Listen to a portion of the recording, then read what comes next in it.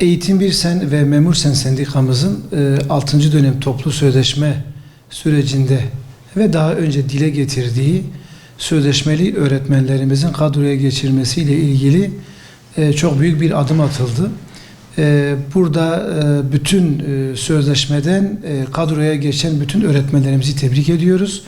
Emeği geçen bütün herkese teşekkür ediyoruz. İnşallah hayırlı bir adım olacak.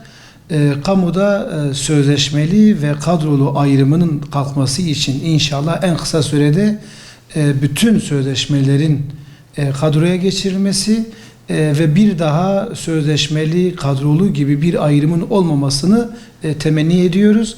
Eğitim Bir Sen ailesi olarak da bu konudaki bütün mücadelemizi sürdüreceğiz. Kariyer basamakları noktasında 16 yıldır Türkiye'de beklenen bir yasanın çıkması gerektiğiyle ilgiliydi. Bu yasa çıktı ama bu kariyer basamakları sınavının ve kanununun revizyona ihtiyacı var. Genel merkezimiz bu konuda bakanlıkla temas halinde.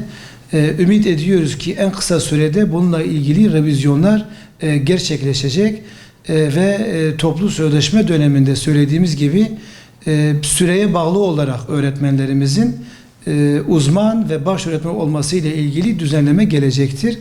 Bu sınav meselesinin inşallah en kısa sürede ortadan kalkmasını ümit ediyoruz.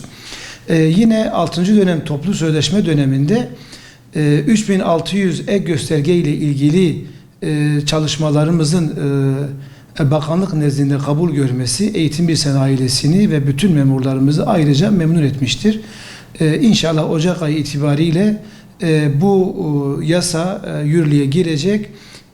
Bütün çalışanlarımızı ve emeklerimizi inşallah memnun edecek bir düzenleme olacaktır diye düşünüyoruz.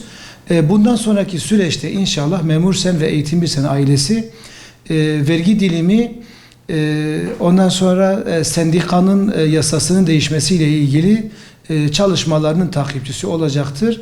Bütün çalışan ve memurlarımızın ve emeklerimizin kazanımlarının en üst seviyeye çıkması için Eğitim Bir Sen ve Memur Sen elinden gelen bütün çabayı göstermektedir.